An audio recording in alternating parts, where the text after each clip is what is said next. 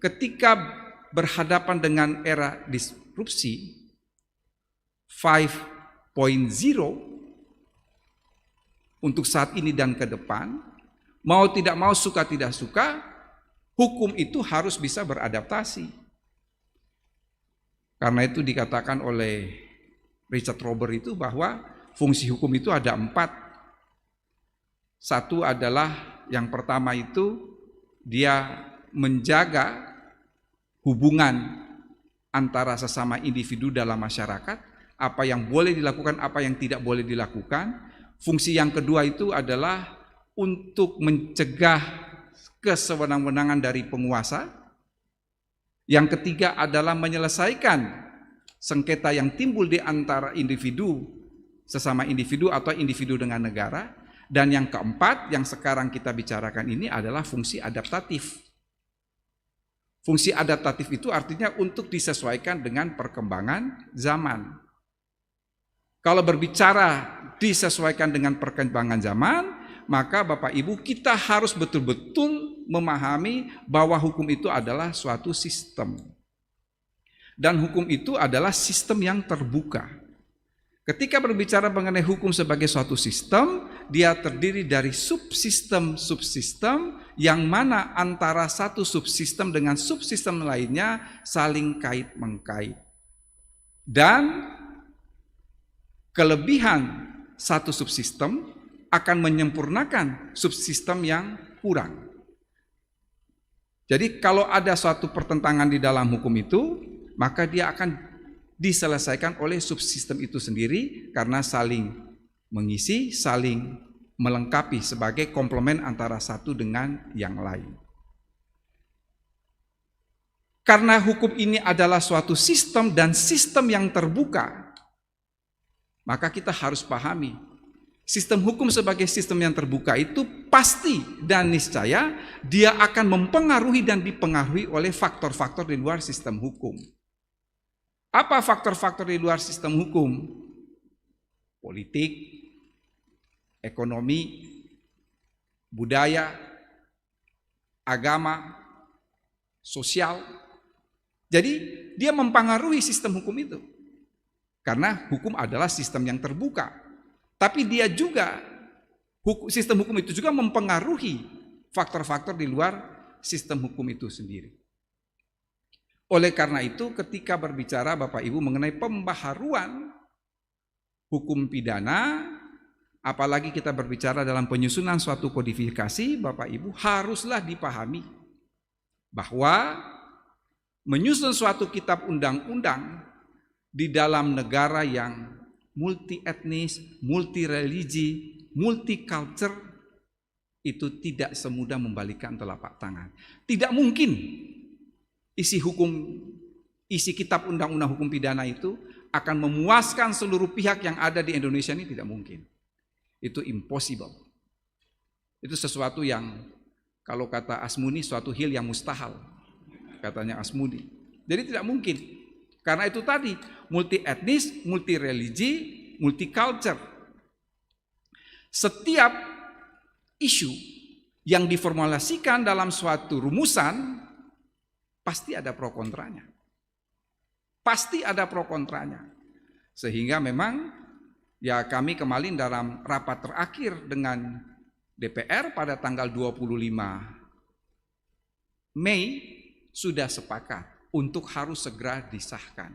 Dan mohon maaf bukannya kami otoriter dan lain sebagainya, tapi kalau ada hak konstitusional yang memang dirugikan, saya kira pintu Mahkamah Konstitusi itu terbuka lebar untuk dilakukan uji, dan kita jangan alergi terhadap uji material, kira-kira seperti itu. Bahwa selalu untuk menghibur diri, Bapak Ibu, saya selalu mengatakan tidak ada satupun negara di dunia ini yang ketika dia selesai dari penjajahan, begitu mudah dia menyusun suatu undang-undang dalam kodifikasi. Belanda hanya sebesar Provinsi Jawa Barat yang masyarakatnya homogen, itu saja membutuhkan waktu 70 tahun untuk melepaskan diri dari kode penal Perancis. Kalau kita ini tahun 1958 dirancang, masuk DPR 1963. Kalau kita ambil yang paling terjauh 1958, berarti usianya baru 64 tahun. Jadi belum tua lah. Karena Belanda itu 70 tahun untuk memperbaharui Wetboek van Strafrecht itu ke dalam dari kode penal Perancis. Itu pun negaranya adalah homogen. Apalagi kita yang multicultural, multi etnis dan multi religi. Akibatnya apa Bapak Ibu? Bahwa tarik-menarik politik, tarik-menarik sosial, budaya dan lain sebagainya itu tidak akan mungkin dihindari dalam konteks pembaharuan hukum, spesialnya adalah Kitab Undang-Undang Hukum Pidana. Tadi ada beberapa isu yang sudah di-raise oleh sahabat saya Prof. Bayu. Dan itu memang menjadi perdebatan Bapak Ibu. Pertama adalah soal the living law, hukum yang hidup di dalam masyarakat. Memang kebetulan disertasi saya itu adalah asas legalitas. Kalau asas legalitas itu kan segala sesuatu harus tertulis. Karena teman-teman polisi, teman-teman jaksa itu harus bekerja dengan hukum yang tertulis. Dengan hukum yang tertulis saja banyak salahnya, apalagi hukum yang tidak tertulis.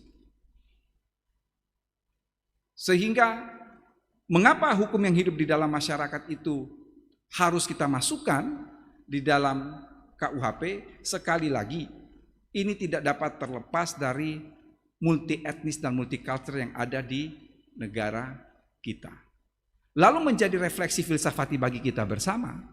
Jangan-jangan nih Bapak Ibu, 350 tahun ditambah sekarang kita 77 tahun merdeka, berarti 422 tahun. Jangan-jangan hukum Belanda itu tidak sesuai dengan kita. Oleh karena itu,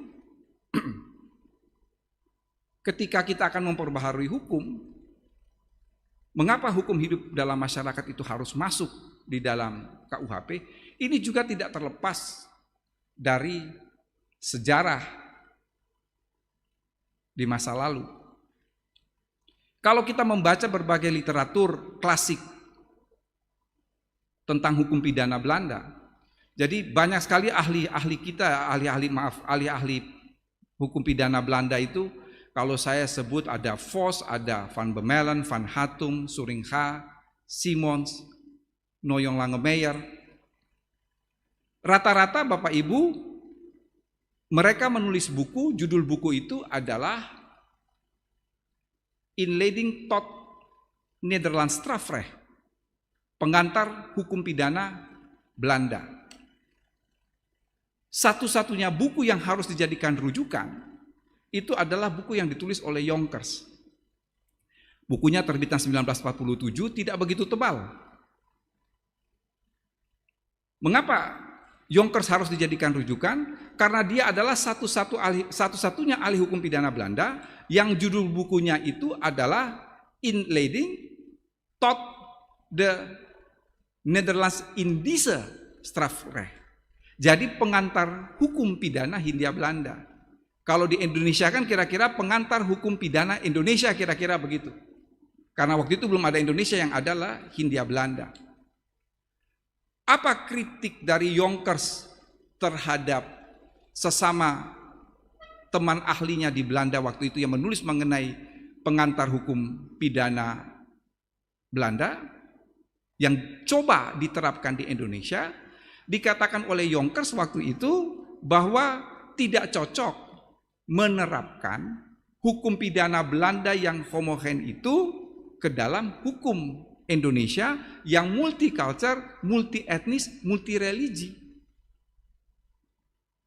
Jadi tahun 1947, jauh sebelum kita memikirkan pembaharuan hukum pidana di Indonesia, Jonkers itu sudah mengatakan bahwa ya kalau dalam menyusun hukum pidana di Indonesia itu harus memperhatikan hukum pidana Belanda, hukum yang hidup di dalam masyarakat. Karena dia tahu betul struktur masyarakat Indonesia. Jadi Jonkers ini Bapak Ibu, selain sebagai ahli hukum pidana Belanda dari Leiden Universiteit, dia ini juga menjabat sebagai hakim tinggi di Maros, Sulawesi Selatan selama 10 tahun. Jadi dia tahu persis bagaimana hukum yang hidup dalam masyarakat ini begitu berkembang. Dan sekarang ketika kembali dimuat di dalam kitab Undang-Undang Hukum Pidana, Bapak Ibu, sama sekali tidak dimasukkan untuk membangkitkan peranata hukum pidana adat. Tidak ada dalam benak kami pembentuk KUHP itu untuk kembali membangkitkan peranata hukum pidana adat, tidak. Tapi kita mengakomodasi peranata-peranata hukum pidana adat yang masih hidup, seperti 1 di Bali, 2 di Papua. Dan hukum yang hidup dalam masyarakat itu sebagai last resort, sebagai yang paling akhir digunakan jika suatu delik yang terjadi itu tidak terdapat di dalam kitab Undang-Undang Hukum Pidana. Maka boleh menggunakan hukum yang hidup di dalam masyarakat.